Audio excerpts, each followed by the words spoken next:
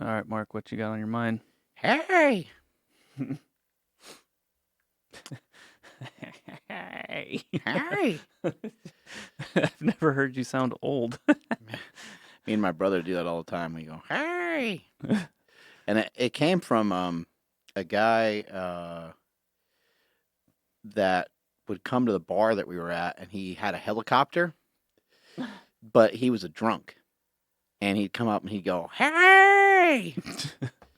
He'd say, I got to take you guys up in my helicopter sometime. We're like, No. you're a fucking drunk. We ain't going anywhere with you. He So, sounds like a straight shooter. yeah. Anyway. So, welcome to Mark Bell's Power Project. And a couple things I wanted to talk about today.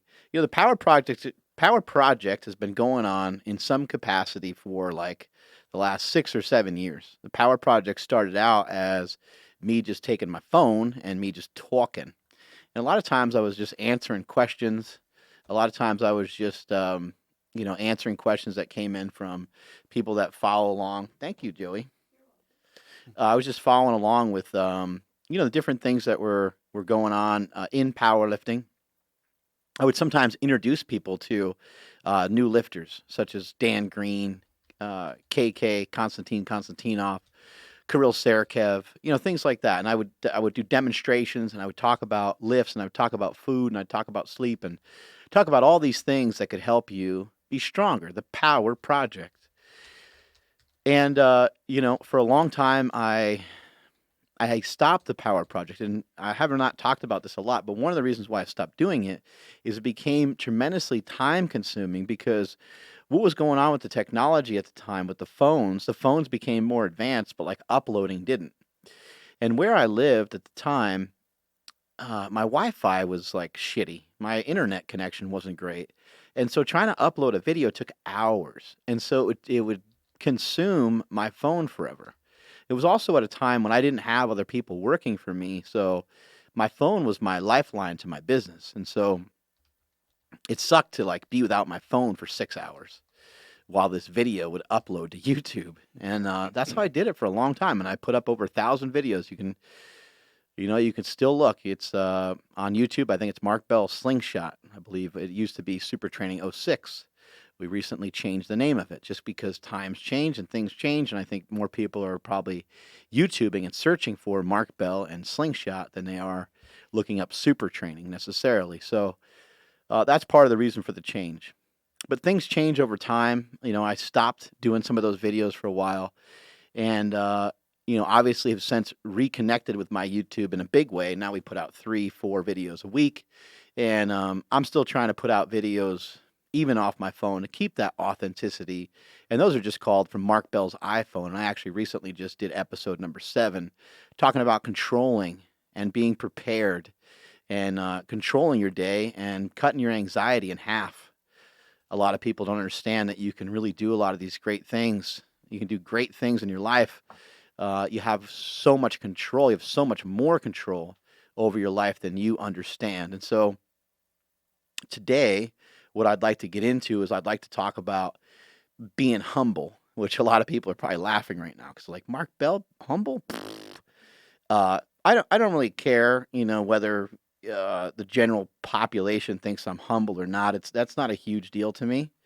Um, that's my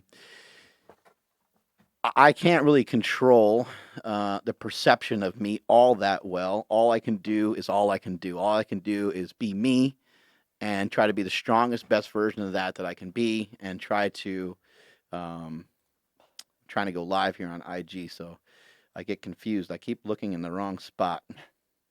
How do I find it? Are you trying to switch Oh, here we go. accounts? Here we go. Here we go. There it Oh, is. whoop.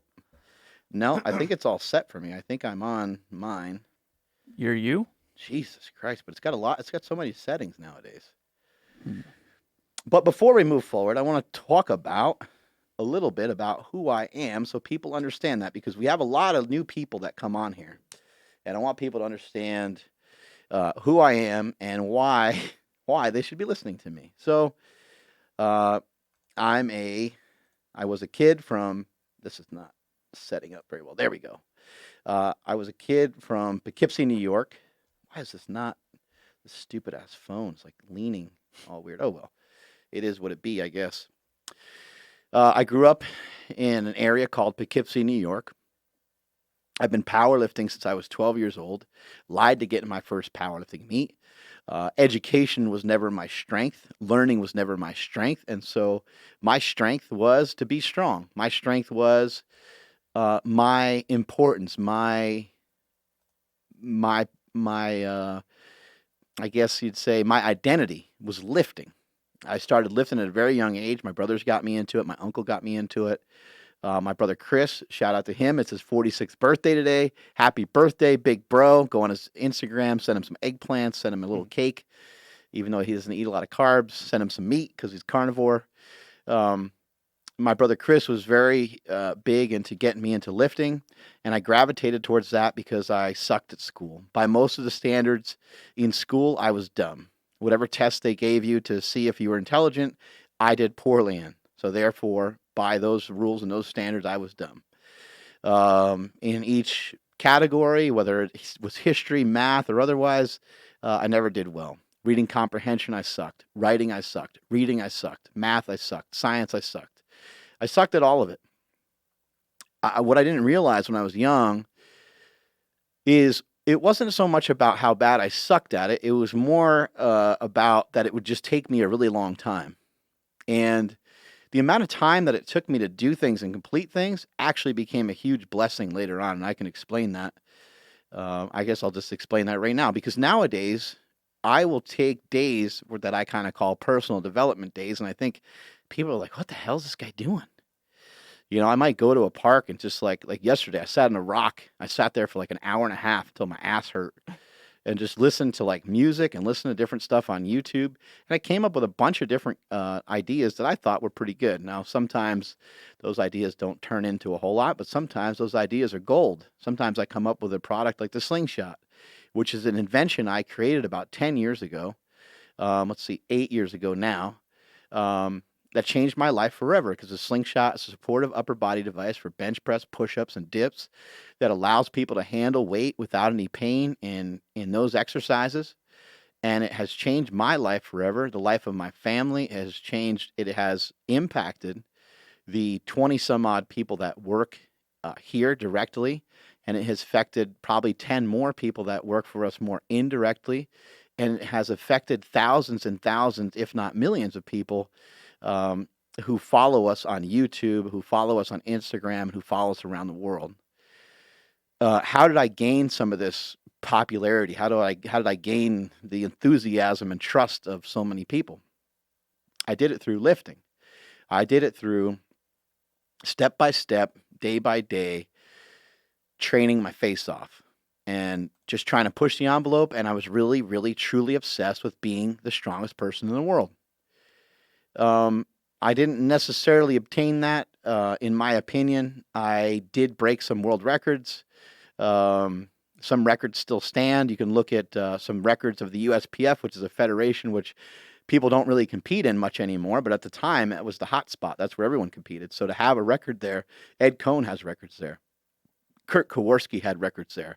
A lot of the legends had records there. That was the biggest organization that there was. So to have a record there is a huge deal. I still believe I have the 308 total record there, and I still believe I have the bench record there.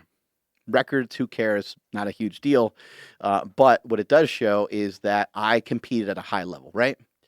And everybody can appreciate that, and everyone can understand that, because when somebody competes at a high level, it means they put a lot of time into it.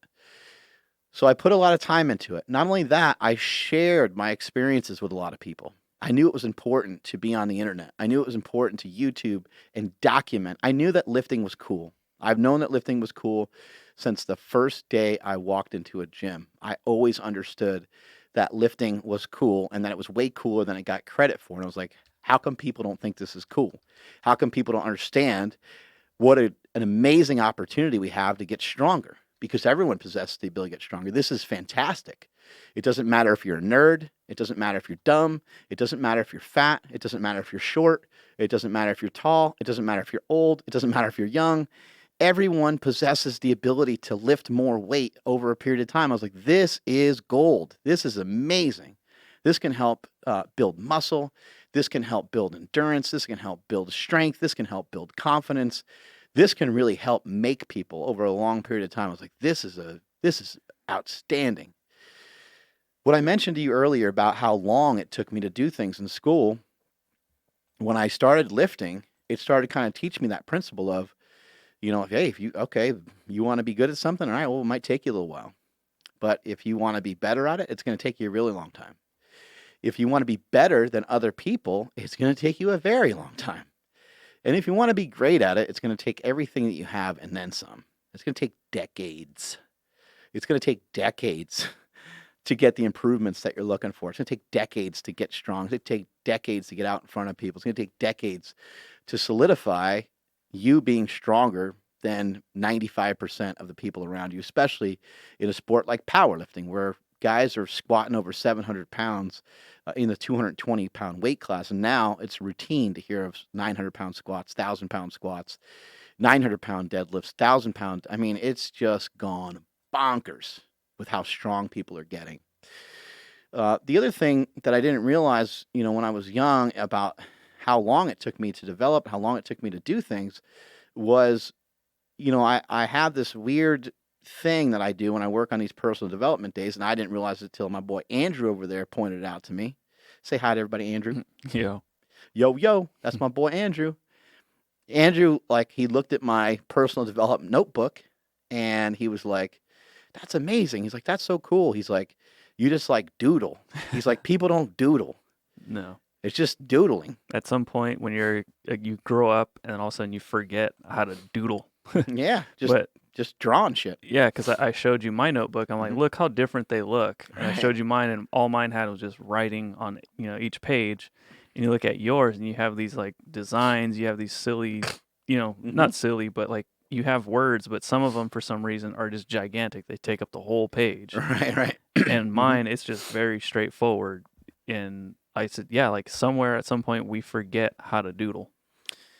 Yeah, and if you look in this notebook, it's got stuff from it's not it's not years worth of stuff. I do have some other notebooks that are from earlier stages, but you'll look at stuff and it will say carbs, and it will say battle against carbs, and then it will say carb war, and then it will say war against carbs. And then, the next thing it'll say war on carbs. And you look at it and you go, oh, that's the development of the War on Carbs book.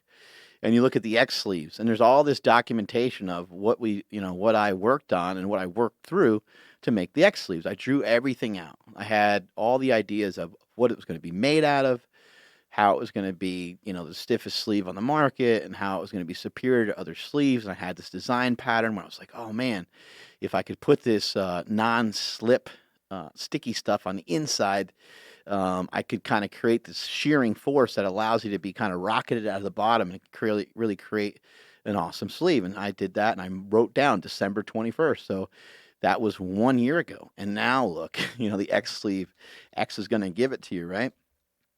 X has caused a lot of it's caused a lot of different things to go on. But what I also wanted to say is that the X is a fuck you. A lot of people don't understand that, and I have not explained this yet. So when I was a kid and I had trouble writing and I had trouble reading and I sucked at everything, I have always been a person to just be accepting, just lean into it. Rather than fight it, just be like, okay, got it. Meanwhile, I was loading up some ammo. I was loading up some ammunition to take people out later on, and not literally, but these were things that I was gonna take people out later on by being successful. And I would never really fight it, but I would consume it, and I would say, okay, kind of roger that, point taken. I understand. And so because I had so much trouble with reading comprehension and writing and all this stuff, The X represents what somebody who's illiterate would write to sign their name because they don't know how to write. So they write an X. Somebody who's illiterate, somebody who maybe just never learned how to write or read, someone who's jail or whatever the case may be. They were in and out of jail from the time they were young. They never learned how to do it. And so they just mark stuff. When somebody says, here, sign this, they just X it because they don't know how to write. And so I did that for a while. I used to X stuff because I was like, well, fuck you. Yeah, I'm retarded. I'm dumb. I'll just lean into it. Great. Thank you. Appreciate it. And somebody else might do that with being ugly or being fat or being short or being, yeah. Okay, cool. Yep. I'm short. Yep. I suck. I'm inferior. Got the point. Sounds great. Appreciate it. Thank you. And just keep moving on. But take that with you and build that up and turn that into just, who cares? Turn it into a giant chip on your shoulder. Ain't nothing wrong with that. And so I wore that chip on my shoulder for a long time, and I still do. I still have a giant fuck you on my shoulder. And it's going to lead us into what I'm going to talk about in a few minutes here. But having that and just learning more about myself and understanding more about myself, made me lean into these things. And so when I was thinking of this X sleeve, I was thinking I wrote strong, I wrote stronger, I wrote power, I wrote empower, I wrote all these different things, and they all looked cool and they all looked pretty good. I wrote power inside of the slingshot logo. And then I was like, what if I just X'd out the web? What if I just stuck that old school X in there? So that's what I did. And that's the logo that you see. Now, if you think about my company, think about some of the different things that we do, they don't actually make any sense sometimes. To stick a strong logo on a knee sleeve after branding the web logo for so long doesn't actually make any sense. But it's my gut feeling. It's what I feel is right, and it's what I feel like doing. And there's reasons for it. Some of the reasons are that over time, people think that I'm a pompous asshole and I'm just out to make money. And so the strong sleeve was actually created in an attempt to say, you know what?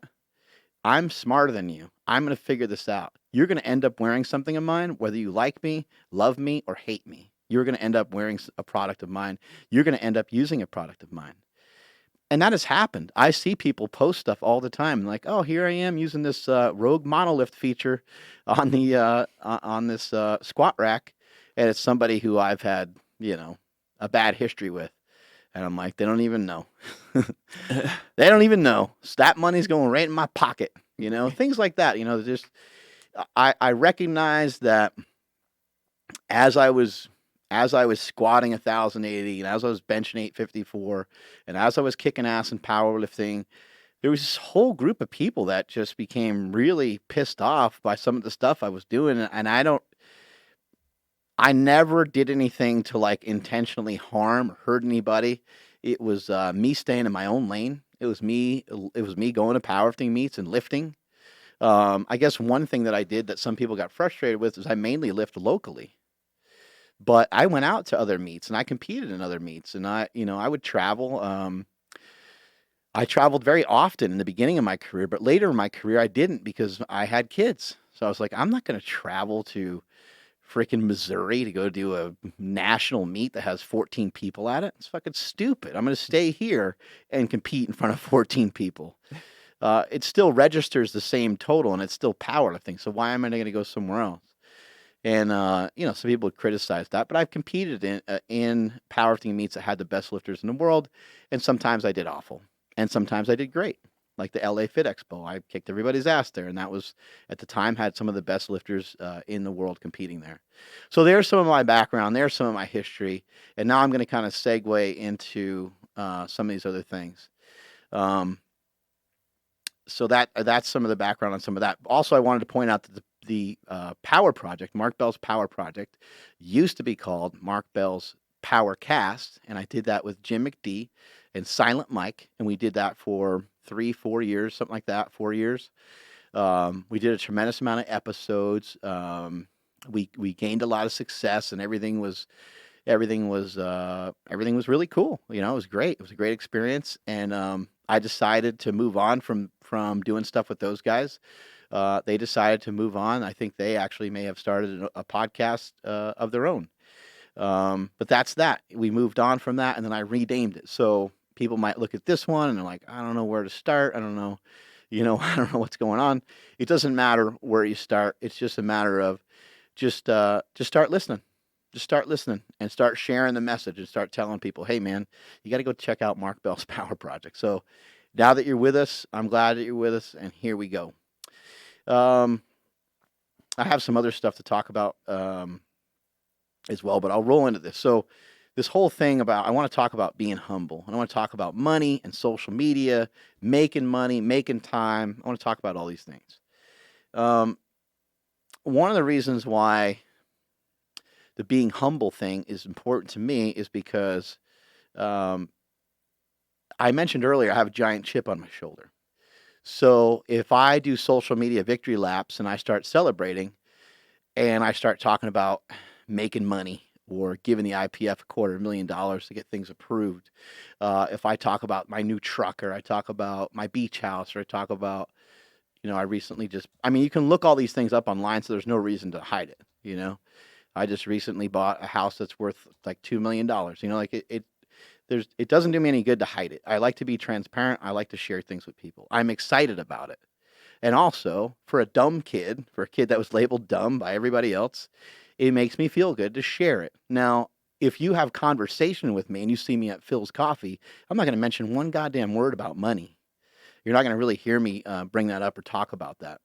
Part of the reason why I share some of that on social media is to show you that I was up against it. I was behind. By all accounts, I was behind. I was not supposed to make it. I was not supposed to be able to figure out the things that I figured out. And so I'm trying to share this as a method of success for you. Maybe you've been counted out in your life. Maybe you've been discounted. Maybe you've been discredited. Maybe people don't understand you. Maybe they don't understand your message. Maybe they don't understand how strong you are. Maybe they don't understand the things that you can't measure on a piece of paper, like your heart and your determination, and how maybe your mind doesn't work for math, history, science, or anything else when it comes to education, but maybe you are relentless. If you're relentless, then you're not going to stop until the job is done. I've talked to you before about how important that word is to me, until. You're going to do something until it's finished. You're going to do something until you get your point across. You're not going to stop until it's done. You're not going to stop reading that book until you finish it. You're not going to stop reading that book until you understand it. When I listen to things on YouTube and I listen to podcasts, I don't listen to them while I'm taking a shit, although sometimes I do. I have a notebook with me and I go to school. I educate myself. I sit down, I have a pen and I have a notebook, and I write shit down. I listen to a lot of different people. Some people I don't even like, and I listen to them because I know that they have valuable information that I can utilize for myself and that I can utilize as leverage. Education is the leverage. Education is the key. Education can change your life right now from where you are to where you want to be. You want to make more money? Be more educated. It's that simple. Sometimes we can get into that in a minute. Sometimes that requires that it takes more time. It can be time consuming to read.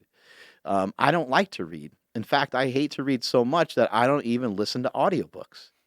I don't even like audiobooks. For some reason, I need a combination of music and somebody talking at the same time for it to stimulate me the right way. I have no idea what that is about me that makes me different, but I find videos that have music and have talking in them at the same time, and boom, I'm done. I actually even thought about having like 2 different phones, so one could play music and I could play someone's book or something. I was trying to think of a way, how do I get this to work, because it drives me crazy to just listen to somebody telling me a story. I just don't have, I got too much ADD or ADHD or whatever it's called. That sounds like a pretty cool app that we need to come up with. I know. We got a lot of plans for apps. We got our photo app too that we got to make. Yeah, and we still have to make the Instagram DM sliding pants. Oh yeah, those are going to take a long time. Can you turn on the AC? I'm melting over here. My bad. Yeah. Too much lifting. Hopefully I can make it back. I know. Andrew's cramping up. We did a lot of squats today. I am cramping bad. But this concept of being humble, I want to talk about today. And there's some people that are live on YouTube right now. If you're live on Instagram and you're checking us out, I appreciate that. But you should really be listening to us on YouTube. I think we're live on Facebook as well. Yep. But when you listen to us live on YouTube and you listen to us live on Facebook, you can hear me through the microphone. Right now, you're only hearing me through this piece of shit phone, which is not the same experience. But whatever's more convenient for you. That's why I check in on here as well. This this idea that you have to be humble is confusing to me. It's confusing to me that if I share something with you about buying a new home, if I share something with you about my success, why is that not being humble? Why is that like rubbing something in your face? And I think that these things are rubbing, like somebody wrote on my Instagram the other day and they said, oh, if you want to know Mark Bell's successful, just go on his Instagram. Well, damn right I'm going to share my success with people. What else am I supposed to do? I love sharing information with people. I love sharing that I've figured out ways over the years to get squat PRs and deadlift PRs and bench PRs. I love figuring out the fact that I have been able to have what I feel is a good work-life balance, and I've been able to share great experiences with my kids and with my wife. I feel like I have had good success with at 41 years old of keeping a fairly healthy, lean body, and I feel good about that. So occasionally I might post an ab shot, right? If you got it, you might as well show it, right? Because you're the only person on Instagram that that shows off your body, Right. shows off money. Well, Right. not money necessarily, but Right. shit that you can Yeah. obtain now. It's like Right. if that was the case, then I mean, shit, everyone should be getting a lot of hate, with myself included. Yep. Here's something I find interesting. Andrew and I actually we did research. That's what it's called now. When you We're look something, professionals around here. God damn it, give us some respect. Put some respect on that name, son. So being humble is showing a modest or low estimate of one's own importance. To me, that sounds okay sometimes, but it doesn't sound okay to be like that all the time towards everything. I would also say the flip side of that's probably not great either. That you're showing you have an estimate of yourself that your own importance is much higher than it really is. That your impact is much higher than it really is. You'll hear this on social media a lot. Somebody will say, everyone's been DMing me. Well, right there, you just like jump the shark, right? Because you are no longer being humble. You're making a statement that's completely false because not everybody is DMing you. That would probably be physically impossible, and Instagram might blow up. Yeah, it would crash. It would blow up right in your face. But when you hear these things, I think sometimes maybe when somebody's catching my message, they might be catching my message at a point where they're unaware of some of the things I've done. They may be unaware of who I am. I'm 41 years old. I've been around for a long time. So I feel that I have a decent message to share with people, a good message to share with people. And so when I'm sharing these experiences with people, it's never to be a dick. However, as I've become more successful, I learned quickly that I can't barely share anything with anybody anymore without them wanting to cry or bitch about it, without them wanting to complain about it. I can't tell somebody the amount of money. I can't tell my closest friends. I can't tell some of my closest family members because they're not doing the same thing. So I can't say anything because it makes me a dick. So it's hard because I'm excited about it. Just like you would be excited if you went into your job and they said, hey, man, you've been absolutely killing it. We're giving you a $20,000 raise. You'd be like, holy fuck. I need to tell everybody that's close to me. Maybe you don't share it on Instagram because might be a little bit strange that you're sharing it like so publicly that way.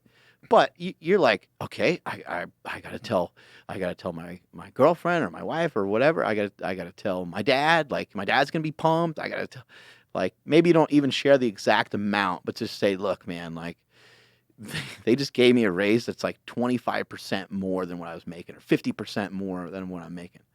And of course you're gonna be pumped about that. But you're telling me that you can't share it with anybody? That don't make no sense to me. What do you think, Andrew? No, I mean, you're making extremely valid points. The unfortunate thing is there's not a lot of people that can relate to the success that you've had. So I, I don't want to just blanket statements, call them haters or whatever, because that's kind of silly. But I just feel like, I mean, when someone's unhappy and they see someone else happy, there's like, fuck that guy. Mm, right. And unfortunately with social media, I know we were just talking about how, you share something, but the way the social media, like the machine is, it throws that right in your face, and Right. you can't look away. You're just like, fuck, this guy got a truck. Like, Right. dude, the fucking X sleeves just got banned, and now he went and got I mean, Right. like fuck that guy. Like, Well, and then there's this thing too that's been going on where people are like, Mark Bell's in a movie where he's talking about his PED abuse over the years, and then he's with the IPF. mhm. It's like, how does that make any sense? It's like, you fucking dumbasses. Are they going to make everybody that owns a company pee in a cup to see if they smoke marijuana, do cocaine, drink alcohol? Are they going to go to their house and see if the guys ever beat their wife? I mean, are we going to start to judge everyone's moral values and start to say, okay, hold on a second. Before we receive money from you for this powerlifting federation, we have to. What religion are you? Because we want to. Okay, if you're not Christian, you can't be part of it. And you know what? You have a history of drinking a little too much here and there, and we don't really dig that. Oh, and you took steroids in the '90s? No, I don't think so. Like, what the what does that have to do with being part of a powerlifting organization? I understand that the IPF is a drug tested federation, but I'm not trying to compete. I'm not bringing a bag of steroids to a powerlifting meet with me, although I should. That would be great. Like, Start that passing sounds out awesome. that D-ball. That'd be sick. No one would get popped anyway. It would be a great time. We could all have some in the warm-up room, right? That'd be dope. Yeah, it's just crazy. They're like, he's friends with Ed Cohn. Yeah, that's what I seen the most. They're just like, if you show up at an Ed Cohn seminar, then you get banned. But yet they let this guy become a part of the IPF. The IPF, well, I mean, sometimes federations will make rules on the fly, and who knows why. Maybe they're picking on certain people, right? Maybe they picked on us a little bit with our sleeves because they got pressured by another company. Mhm. Maybe that happened. That's a possibility. Speaking of haters, Yeah, that's a huge possibility. But the IPF, the USAPL, they follow rules from WADA, which is a governing body that just does drug testing, and it's their rules. It's not their own rules that they're like, oh, we're just going to do this today. So it's those rules are kind of Olympic rules. They're not necessarily just some rules of some crazy ass powerlifting federation that wants everybody to be drug free. Yeah, so I mean, when it comes to the situation of being humble, what I have a problem with is when somebody is stretching, when they're really stretching the truth and they're not being transparent. They're not, somebody will say they're transparent and they're not. Now, there's some different people that use social media in different ways, and I think this is a key term right here. You should be using social media. Use social media. Use your business. Use the things that you have at your disposal to do better and to be better, but don't allow those things to use and abuse you.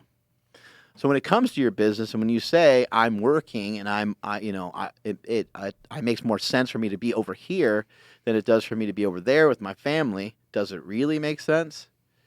Is that really what you're doing? Is that really your goal? Or is your work consuming you too much there gets to be a point, right? There gets to be a point. Andrew mentioned recently that the new iOS, he's allowed to set up his phone so that he can have a certain amount of screen time with social media. Mm-hmm. All this is so it's a really weird thing. Human beings are set up to be reasonable and rational. It's the only things that, well, maybe not reasonable, but rational and decision making is the only thing that really makes us all that different from animals.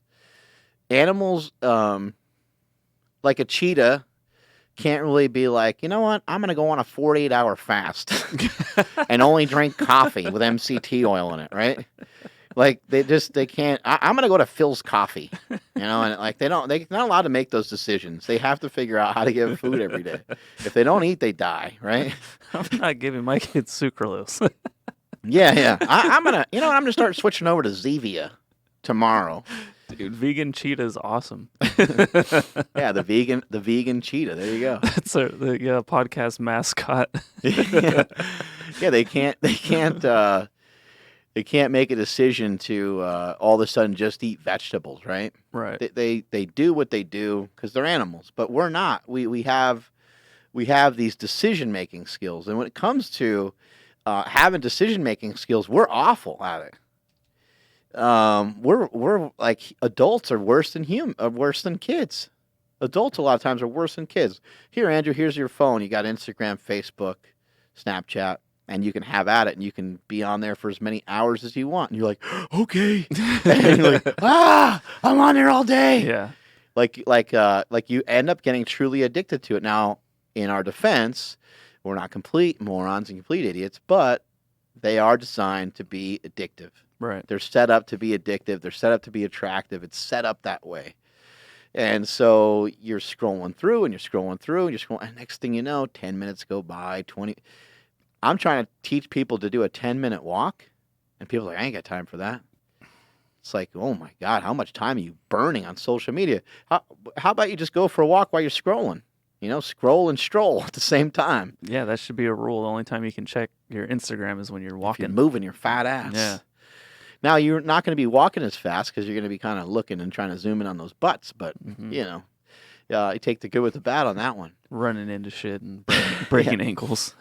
But if we're left to our own devices and we're left to our own decisions, we don't do very good. And so this kind of governing thing that we put on it, which was this iOS thing that you can limit your time on social media, is fantastic. It's almost like Andrew's mom and dad used an app to like shut down his thing at like a certain hour of day. That's exactly what it's like. I mean, it's not any different than that. But the point is you should use social media. Don't fall victim to it. Don't let social media eat you alive. Don't let the comments from the people on there distract you from what you're doing. Now, the same guy, the same asshole. Why people gotta be so mean? Now, I'm trying to teach you not to worry about what other people say, right? But I am affected by what people say. And this is the reason why you shouldn't be on social media so damn much. And this is the reason why you should use social media. Post and communicate and maybe comment back to some of the people that are nice to you. But try not to do too much else. The Ed Cohn saying rings true. Ed Cohn says, be nice to people that are nice to you and do nothing else. That is really hard to do. But try to do that. I try to respond to people, and I try to say, hey, I understand your point. That does make sense. And this guy, in this case, he said, I would think you're really full of yourself, or he said something like that. And I am full of myself. Like, why wouldn't I be full of myself? What else am I going to be full of? Am I going to be full of Andrew's thoughts? Am I going to be full of Jessica's thoughts? Am I going to be full of the thoughts that you guys have of me? Some negative, some positive. I'm not going to even understand who I am if I'm full of other people and I'm full of what they're doing. I am full of myself. I do feel full. I feel complete. I feel good. I feel strong. I feel powerful. I feel that, especially right now, like my connection to my family is so strong. My connection to everybody in this gym is so strong. I love everybody in this gym. If something happened to somebody in this gym, I'd be a wreck. Like a medical thing or something, I'd be fucking super sad. Like I'd be devastated because the people that work here, that work with me for Slingshot, they matter a lot to me. It really means a lot to me. And all the people here that train and the people that are helping spot and load every weekend, and the people that are competing coming up. I mean, this is a great place to be. So why wouldn't I be full of myself? I think that's a weird statement. I think that a lot of people need to try to do this, and this is something I do on Personal Development Day. You need to really look into yourself. People like in search of stuff. They want to like find stuff. They want to I didn't come up with the invention of the slingshot because I needed an idea, although I needed a lot at that time because I didn't have anything. But I didn't come up with it because there was a need for it. I didn't come up with it because there was a need in the marketplace for it. I wasn't like, where's there a hole in the marketplace? I'm not that smart to do that. I didn't come up with it because I needed to come up with a concept. I came up with it because I was looking for something. I was in search of something. And when you search inside yourself, that's when you find the magic. And there's no other way to do that than to be full of yourself. There's no other way to do that than to sit down and spend time with yourself. Instead of spending so much time on social media, spend time with yourself. When you're going through this personal development process, it's important that you read and that maybe you do listen to others, because you listen to others that are more advanced than you. You listen to others that are older than you. You listen to others that are more educated than you. You listen to others that are more mature than you. They're in a different spot in their life. And so maybe somebody who's 55 years old can share with you at your age, 25, can share with you information that you didn't know, because you only know the things that you're taught. You only know what's in front of you. You only know what you're instructed. That's the way that you acquire education. And most people's education only comes from when they're hurt and only comes from when they're backed into a corner. But you can seek and you will find. It's a rule. It's a rule of the universe, just like gravity. It doesn't matter if you are 10 years old or 90 years old. If you drop a pen, it's going to land on the ground. There's gravity. It doesn't matter if you're an electrician, or it doesn't matter if you have no idea how electricity works. When you flip the white light switch, the lights are going to come on. When you flip it the other way, they're going to go off. And you can figure that out how old is somebody when they figure that out? 2? 1? The second they can reach for it? Yeah, the second they can, they kind of like have this understanding, like I can reach for it and I can, right? And I'm going to do it nonstop until someone forces me to stop. Yeah, so you got to yell at them, hey, wait, hey, stop shutting that light off. So there's a lot of things that are really useful. Electricity is really useful, but at the same time, electricity could burn your house down. Don't let social media burn you down.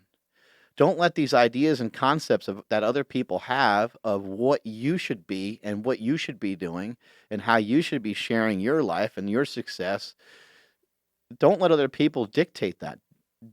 Dictate it the way that you want it to be dictated, and share it with people. Right. Yeah, I got a bad experience with social media this Saturday. Remember the picture I took of you on the leg press? Mm-hmm. I was so stoked because those hammies. Yeah, it looked dope, and somebody made fun of the camera you're using.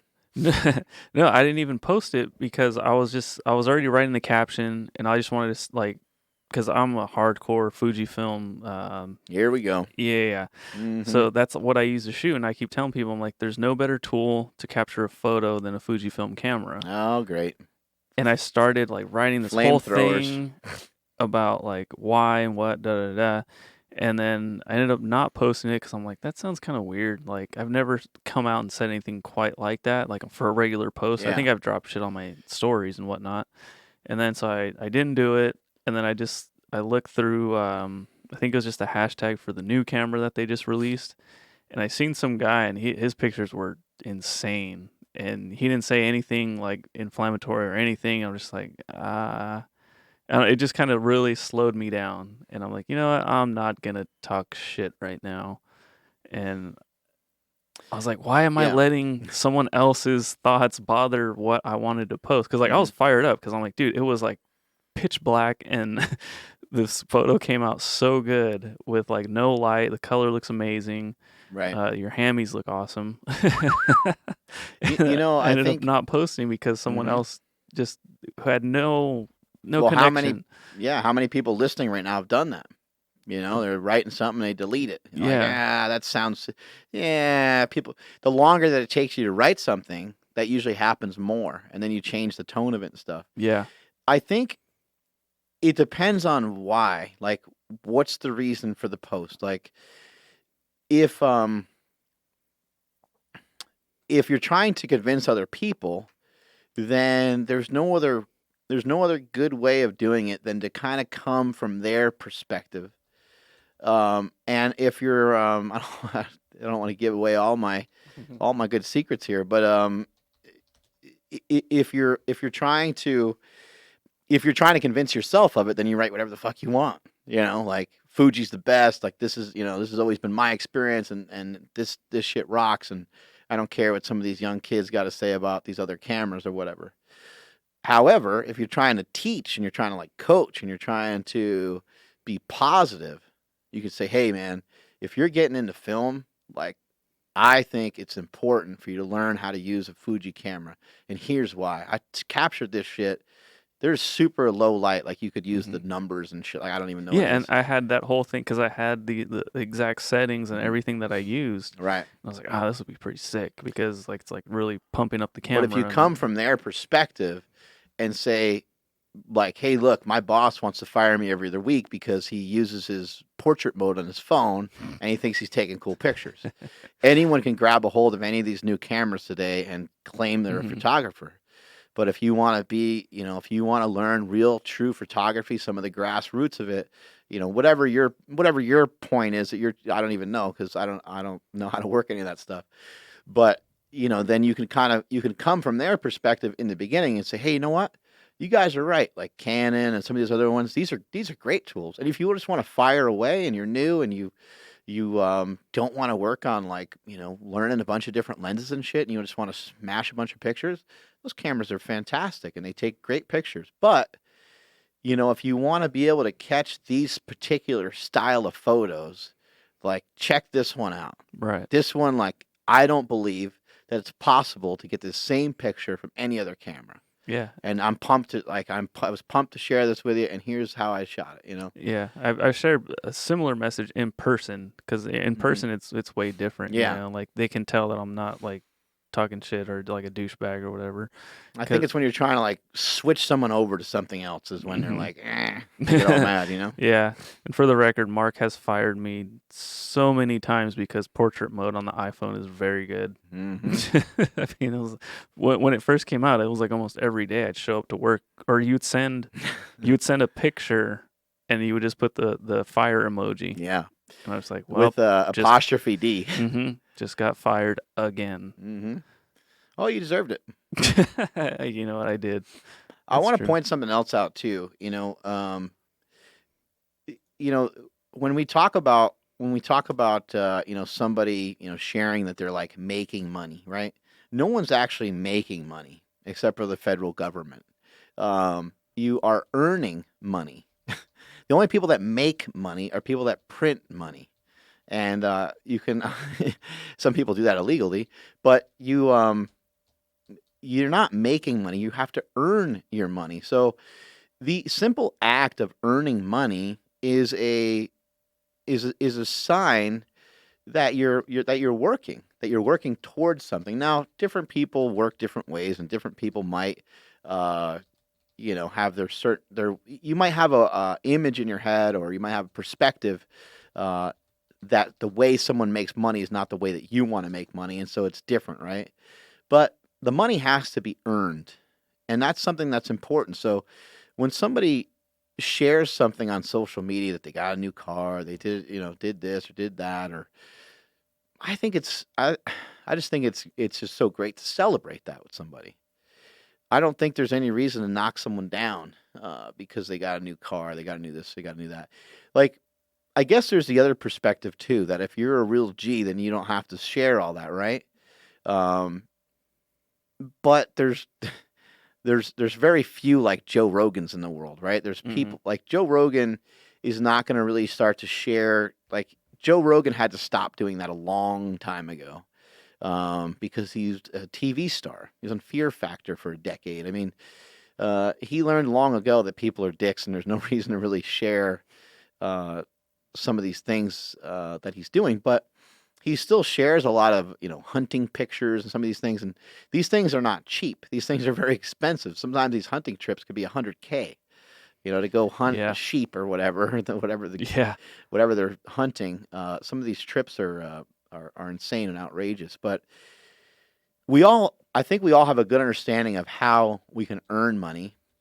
It's a matter of, when it comes to earning money, it's a matter of like what you can put into earning that money and what you want to do to make that money. I actually said something today about lifting, where I was talking to Emilio and I was talking to I was talking to T, and I said, I am at a point in my lifting where, yeah, I would love to be like moving around with like 7 plates, but I don't want to do all the other things involved to move around 7 plates. So like your goals change. And I've done that before. So it's not that I don't care about it. I care tremendously about my fitness. I care tremendously about being strong. But I don't want to take away from other aspects of my life, because I feel that the other aspects of my life are strong and that they feel really good and they feel really comfortable. And so why would I do that to myself? Why would I, make myself fatter again? Why would I get on more PEDs again when I don't think it's healthy for me? I don't think it's smart. Why would I take away more time from my family to go do that? So when it comes to getting stronger, when it comes to getting in better shape, um, when it comes to making more money or earning more money, these things usually take time. And then what's your commitment level towards that? And can you make it work? Um, Being in shape is like a 24-hour process, because there's a lot of food involved. There's a lot of preparation involved, and you might think this day worked out this way and that you don't need to bring food with you, but you always kind of need to be prepared because you never know what's going on. I shared my food with Andrew today because he didn't bring stuff with him, because he probably thought we would be done a lot earlier. I was supposed to be at the gym a half hour earlier, but we had this epic squat session. One thing led to another. We were lifting for 5 hours. And it's just, sometimes that's just the way it goes. But the only way to kick life in the fucking balls is to be prepared. The only way to, you really, like, when it comes to time, like people say, make time. You can't make time. There's only a certain amount of time in each day. If someone who knew how to make time, they would be a trillionaire. Um, and so the only way that you can, like, quote unquote, save time is to be prepared, which still takes time, but it takes time in a spot that is less of a sacrifice than the time that's right in front of you. So, for example, how many minutes does it take to lay out some clothes the night before? 5 minutes, 6 minutes, right? Something like that. Socks, undies, shorts, t-shirt for the gym. Now, if I don't do that, I'm like, oh, I just want to go to bed. Then I'm trying to do that at like 4:30 in the morning. I can't see. It's fucking pitch black. I'm trying not to wake up my wife. So then I got to shuffle through my drawers, and it's all this thing. So what do I usually do? I usually, if I'm trying to be prepared and trying to be out in front of it, it's very simple. Like, it's so dumb when I don't do it that I'm like, why am I scrambling at this hour in the morning? Why am I doing this? And no matter what, when you're trying to stay quiet, you always find the loudest thing to kick. You always drop the wrong thing, and the wife freaks I out. dropped a fucking frying pan at 4:30 in the morning the other day. My wife sprinted out of bed and ran to the balcony and like looked down, 'cause a lot of times I'm in the hot tub around Oh, okay. like, I don't know, 5 o'clock or something like that. Yeah. And she thought something fell or landed on me or something. She didn't know what happened. She just startled, woke up out of bed. Mhm. And I texted her. I was like, I dropped the frying pan. Sorry. I do that to Stephanie all the time. Like I don't know, like I put my deodorant in the medicine cabinet, and if that thing falls, it's just like shattering everywhere. Why is the medicine cabinet always so thin? It's so thin, but It's like and the thing that the deodorant stands on is real thin, and it's yeah, like this the balancing act. platform is just non-existent, and then deodorant's just like real top heavy, and so it's trying to fall over any chance it gets. Yeah, it's basically like you have to put your deodorant just down on its side Right? Yeah, all the time, but it all the won't time. fit in the cabinet that way. No, and then you can't. Yeah, no, it takes up too much space. It gets all jacked up. But there's things that you could be doing, and there's things that you should be doing that you know you should be doing, but you don't do them. And that's what puts you behind. And that's what makes things so hard. And that's what makes figuring out how to make time for things so difficult. That's what makes figuring out how to make more money more difficult. I mean, just think about it. If you were 5 minutes, 6 minutes, 8 minutes, 12 minutes, 14 minutes, 20 minutes, 30 minutes, if you were 30 minutes ahead of your next couple steps every day, where would you be in 3 weeks, 3 months, 3 years, 6 years, 12 years, 15, it starts to really add up. And not only that, the beautiful thing is you won't get any results for a little bit. Nothing will come your way, nothing will come your way. Over a period of time, it starts to multiply on top of itself. A lot of times because you start to have better resources, and then you're able to create spaces where you have more times for things because maybe now you have someone helping you. Maybe at some point we're doing so much of this stuff where you have an assistant and where you don't have to touch up photos and you don't have to touch up and you don't have to spend as much time, typing up the introductions and stuff like that on the internet. That's kind of where I've gotten to, where I have to spend less time doing certain things, so I have time for sort of the bigger things, and you start to get a multiplier effect where things start to roll on top of each other, and that's when things start to really kick ass, and it makes it easier to do the shit that you should be doing and that you could be doing. Yeah, it's almost like you like if you do like get you prepare a half hour early, and then in like a week it's like you almost get X amount of hours back by Yeah. doing it, and then so like in 3 months it's like you've lived like a couple extra days than everyone else. You end up somehow further ahead of yourself than Yeah. you otherwise would have been. Um, and you think about like it's not about like where you're at, it's about where you can be and what you can become. So where you're currently at and the things that you're currently doing are a reflection of where your education is. It's a reflection of where you're at that time. But if you continue to do the shit that you should be doing, that you could be doing, that you know you should be doing, and you get them done on time and you're prepared, then you're prepared to be ready. You're prepared to be ready for any moment. I mentioned on the YouTube channel yesterday, actually, I made the post today because I had a bunch of trouble uploading it. Um, I made the comment of, when opportunity knocks, don't answer the door in your bathrobe. And what that means is like, be ready. Be ready for shit. Be ready to roll. Be ready to go. Be ready. Be ready for what life has uh, in front of you. An example, simple example. This is such a small example, but such a big thing. Andrew texted me last night. I said 1 rep max tomorrow. So Andrew texted me and he was like, "Well, what should I eat?" And then so we went over it. This simple. That's a simple thing. It doesn't really take Andrew. I mean, it took him a second to send the text. It took me a second to send the text. It's easy. It's not difficult. Hmm. It doesn't really cost you anything. It doesn't. It was fast.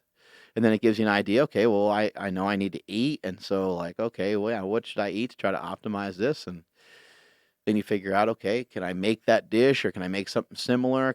I just know I need to get food in, basically just, some protein, some carbohydrates, right? And then you come in and you squatted really well. Yeah, today was probably the best training day I think I've ever had. Yeah. Well, we can't. It, I wanted to point out to you, like during the training session, like there's reasons why we don't train like that every day. We would die. Like Right. I mean, the effort you always want to have the effort, but you can't always have that intensity every time. Hmm. Uh, You'll fucking fall apart. Yeah, we almost killed a guy. Yeah. Our boy Lauren, he Mhm. threw up. Did he barf? He threw up bad. Yeah. He That's puked great. all over the place. It was great. That's He's awesome. like, oh, I feel better now. I'm glad I got the. Like, oh, Oh, dude. that's awesome. I didn't know Yeah. I didn't know he barfed. Yeah, we killed him. But he said that he's down to come back. So, But people want to know how to build confidence, and you build confidence through being ahead. You build confidence through lack of neglect. Like, don't neglect the shit that you should be doing. It's the small things, day in and day out, that sometimes don't seem like they make a difference, but they do make a difference. They add up. They matter. They make a difference. They mean something. You have to put you have to understand they have a huge impact on your life. You can't. Everything matters. Everything matters.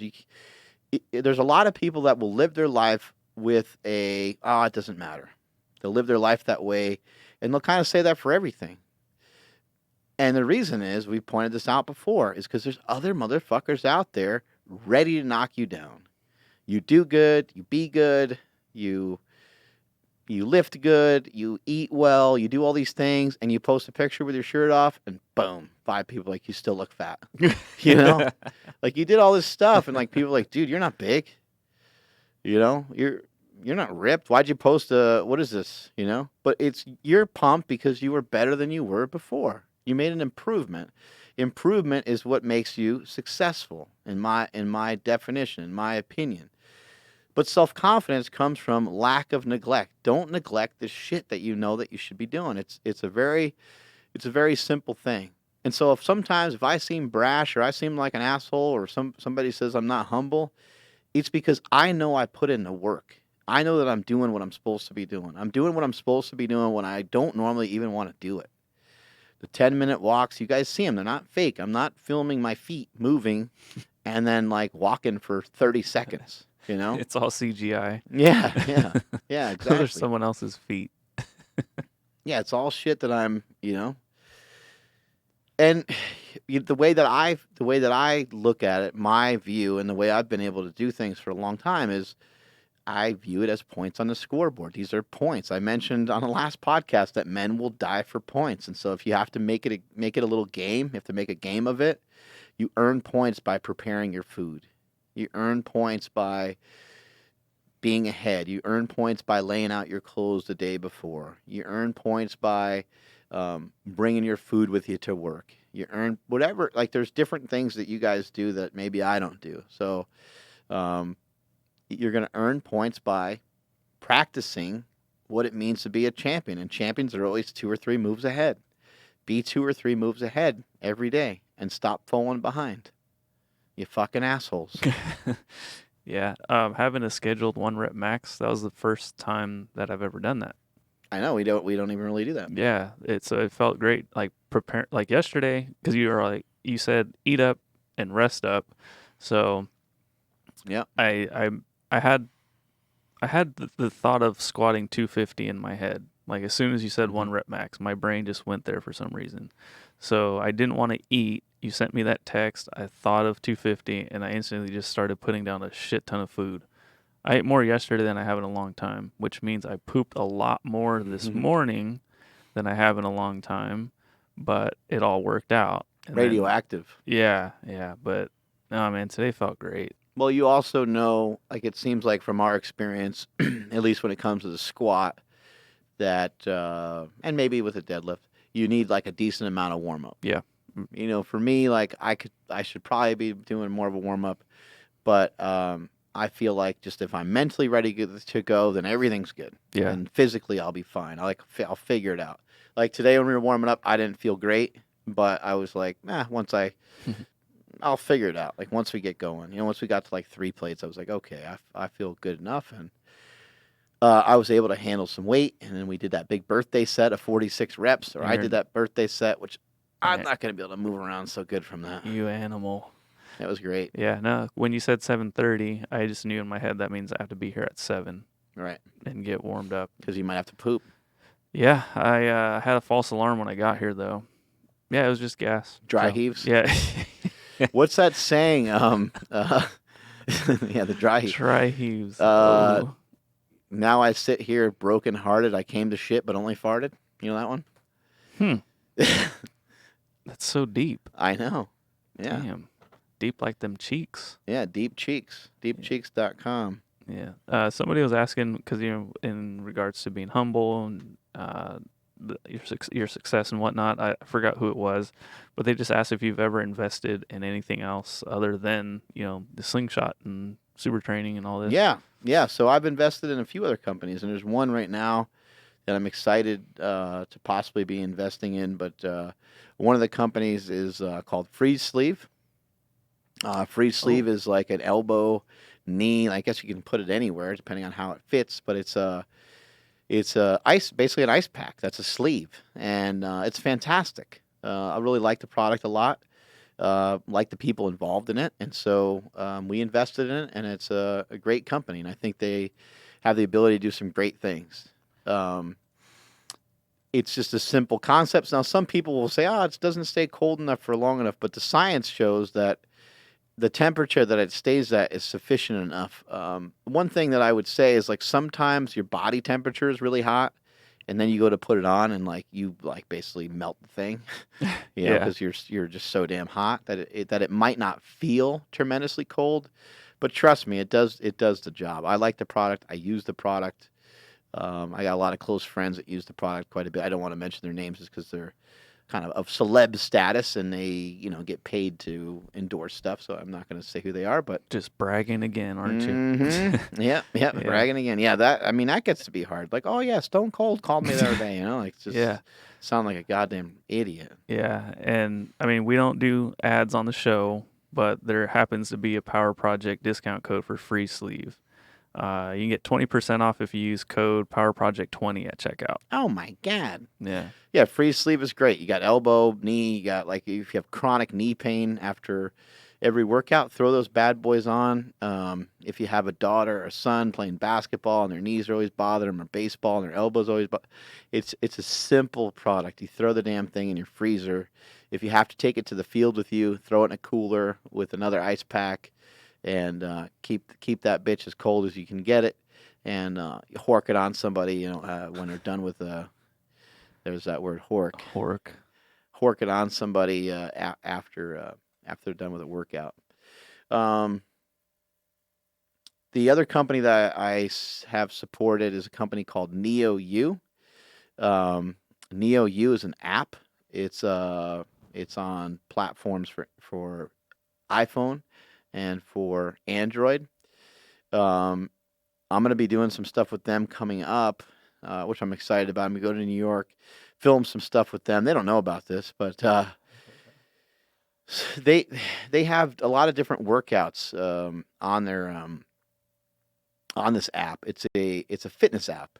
Shows you how to do stretching. It shows you how to do yoga, like any workout that you kind of think of. That all this stuff is on there.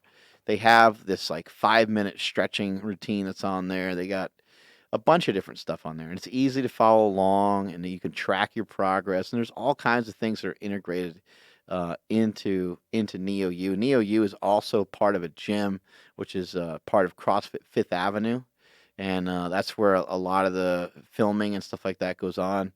They have a studio, and I'm super excited to get out there and to New York City, and to film some stuff with them. And I'm actually, because I'm invested in the company, I'm actually part owner of the gym, which is amazing to say that you're part owner of a gym in New York City. Now, the percentage of owner I am is very low, but it's still kind of neat. So, any friends or anybody that I have that ever wants to go to that gym, they can pop in there at any time they want, which is kind of neat. That's dope. I didn't know that. Congratulations. Yeah. That's fucking sick.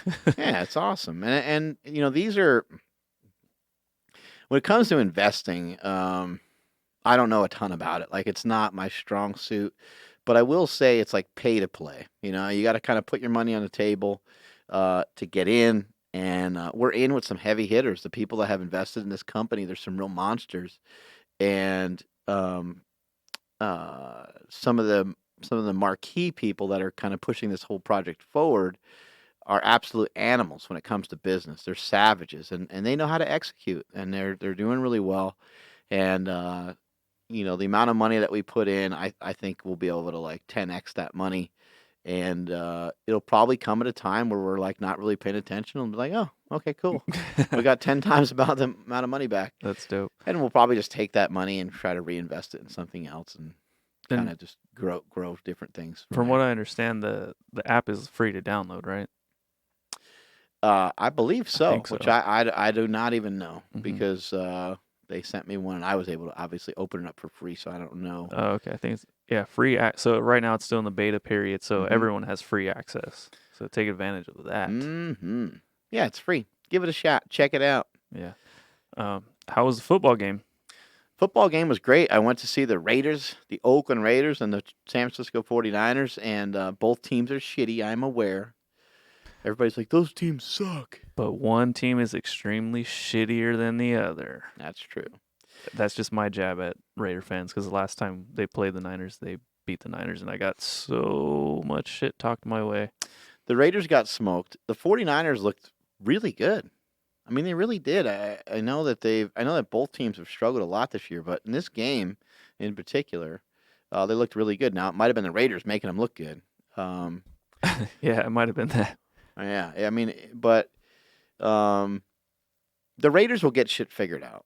They got Chucky, and they will get shit figured out. They're in good hands. It's going to take them a little while. You know, they have some good draft picks coming up. They have some good players. It's just a matter of them being able to execute, get some good pass protection for their quarterback, and they'll be able to turn around. But the Niners look sharp. I saw Lorenzo Fertitta on the sidelines, which I was super pumped about. That's the owner of the UFC. Mm-hmm. He's the most jacked billionaire on the planet, and he looked jacked as hell. He's a little shorter than I expected. I think he's probably like 5'5" or 5'6". He's the previous owner now, right? Yeah, I think they may have sold. Yeah, they sold the company, or so. I don't even know how it works, but yeah. Dana White for a long time has been the president of the UFC, and I think Dana White is still heavily involved. Yep, he's still basically the commissioner. But he did make like $360 million on some of the pinky up and everything. Yeah, million. But it was amazing just to see, like, I didn't get a chance to chat with him or anything, but it's somebody like that I hold in high regard. And I was like I love the UFC, and what a crazy thing they were able to do with that sport, where it's just this barbaric caveman style of like two people beating the shit out of each other to turn it into a real legitimate sport. Yeah. That story is unbelievable, and I just think that's an amazing thing. And he had to really, have some big old cojones because he had to put his money on a line for so long, and he could have lost millions and millions of dollars, but he stuck it out for as long as he possibly could. So it was cool seeing him. But here's what happened, which was really interesting. I saw E40, by the way. He's chubby. He needs to work on that physique a little bit. He's always been a big boy. Mm-hmm. Eating too many of those cupcakes. That's why I saw 40 water. 40 water. Yep. So, for Filipino Thunder, for his birthday, I got him the present of getting these sick ass seats at the 49ers Raider game. And we had like VIP access and everything, and we get there, crazy ass like deal to like park. I got like a parking pass in advance because I thought like that would help, and then I find out like, we go to this like blue lot. I thought it was going to be like some quick, easy access thing, some like VIP parking or something, and they're like, yeah, park wherever you want. I'm like, oh great. And there's just people like barbecuing and fucking people smoking weed everywhere, and I'm like, oh my god, that's the Bay Area. Shit, man, what a mess, right? It's like I'm in a loser's version of Walmart, if there's such a thing. It's like worse. It's just awful. Uh, our boy Tom, you were on his podcast. He was like, "Yeah, I'm taking the family to San Francisco. Where should I go?" I'm just like, I don't know. It's kind of a big piece of shit. And he's like, "What?" I'm like, "It's gonna smell like weed everywhere you go, and there's gonna be a lot of poop on the floor, and Human poo. it's gonna smell like bo everywhere." And he's looking at me all shocked, like, "Should I not go?" I'm like, "No, you should go experience it." But I'm telling you right now, it's gonna have that nowhere to park, nowhere to sit, and And there's tons of hills everywhere. yeah, there's nowhere to go to the bathroom. Mm-hmm. And he's like, "Oh," and I'm like, "I mean, have fun. My bad.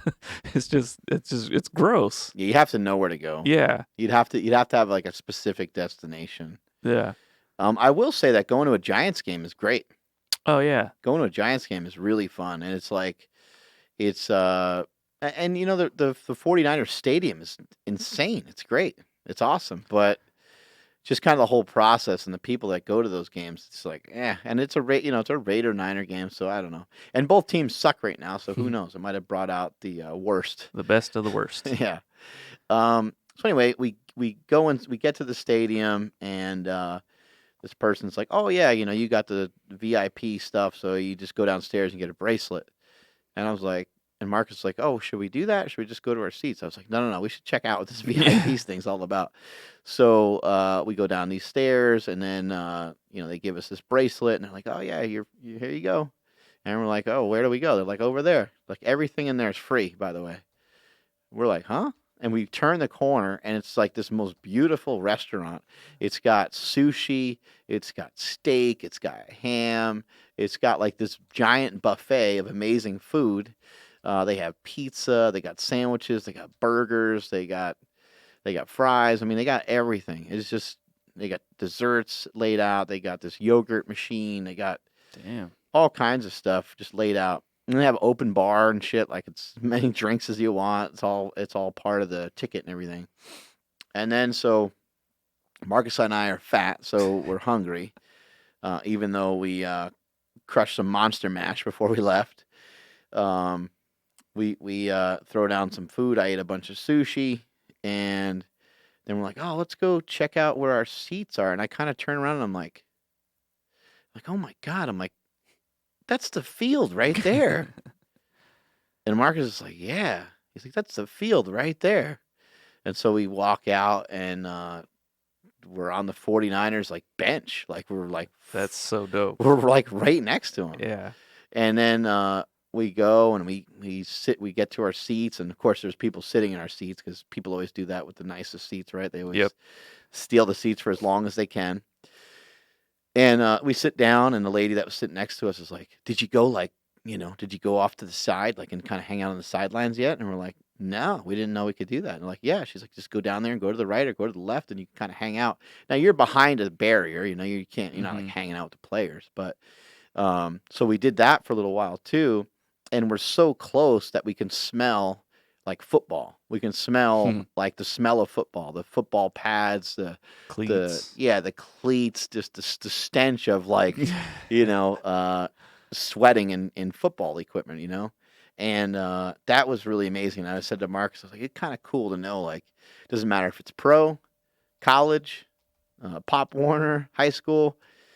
The smell is the same, that stench is just always there. No one can ever figure out a way to get rid of it. And so we hung out there for a little while, and that's when I saw Lorenzo Fertitta on the sidelines and some other famous people on the sidelines and stuff like that.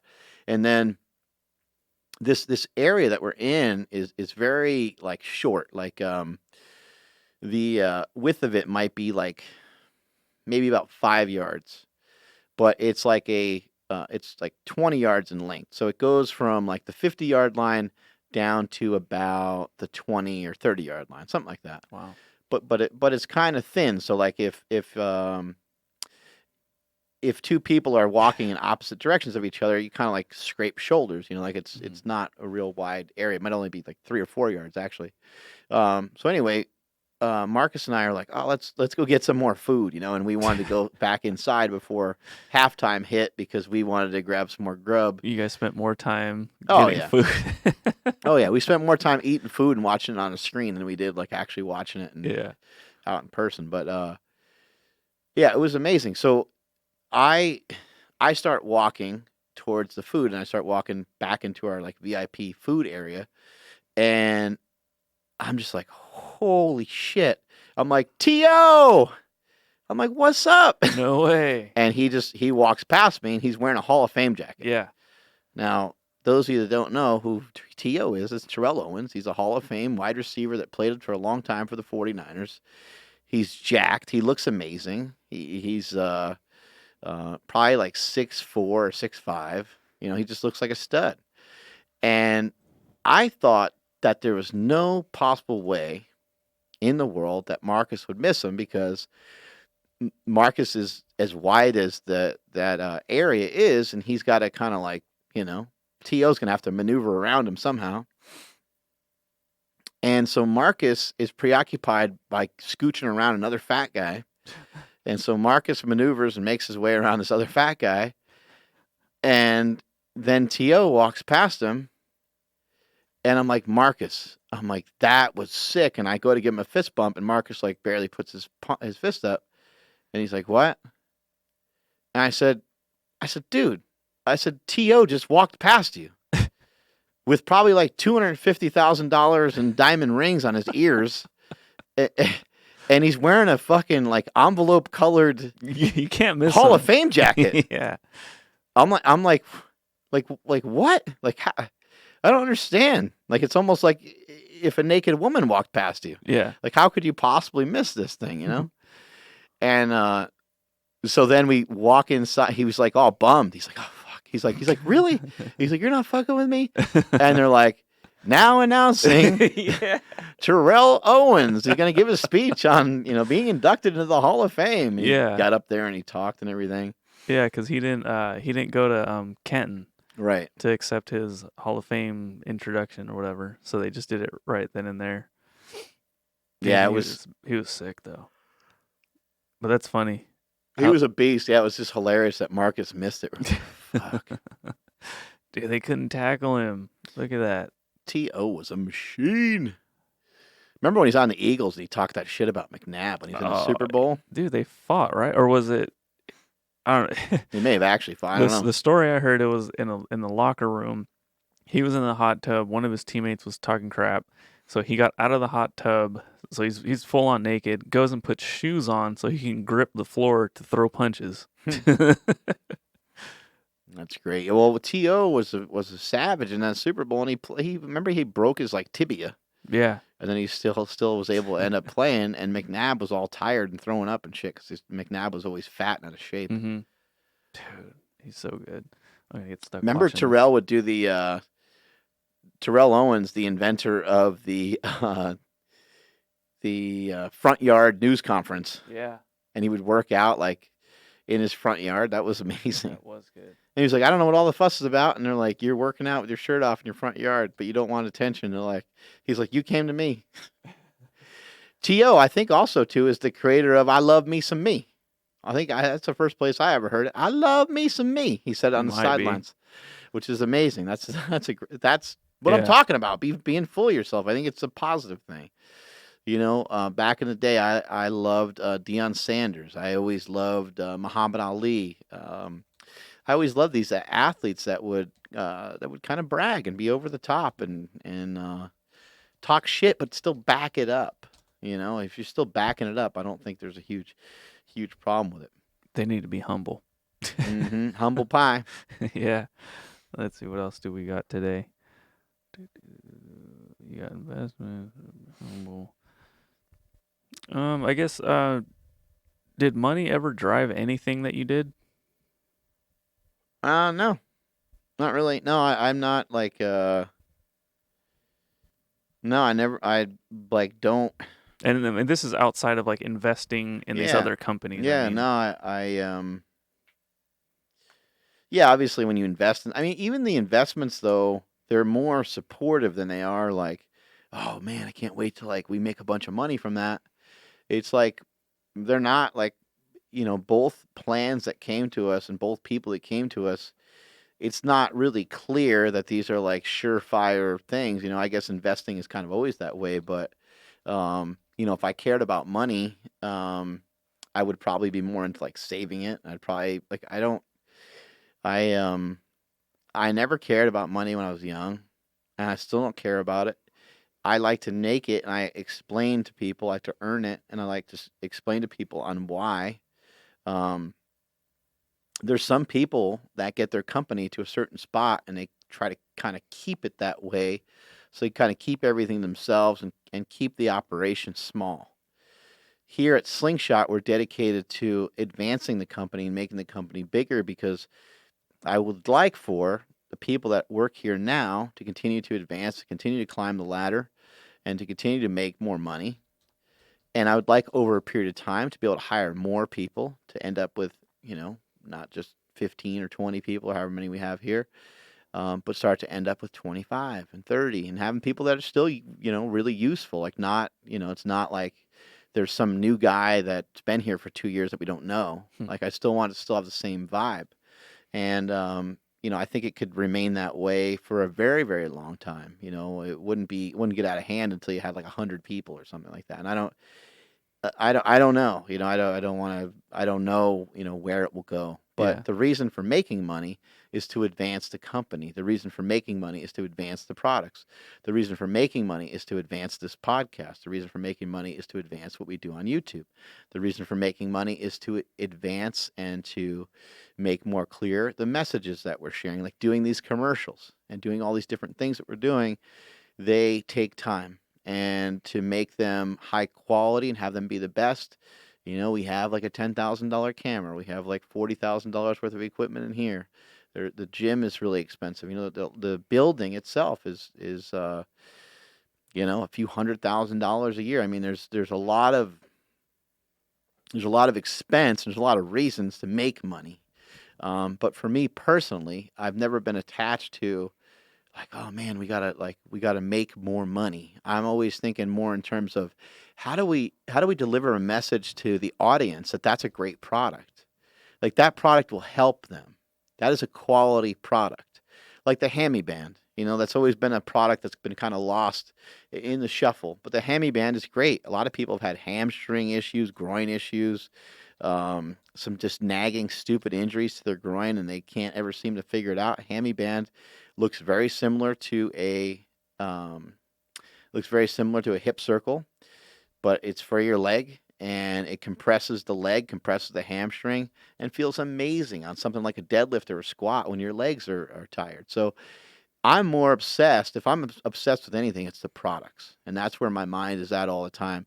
How do we continue to make better products? How do we continue to make more advanced things? And that a lot of times comes from, in the beginning, it all came 100% from me.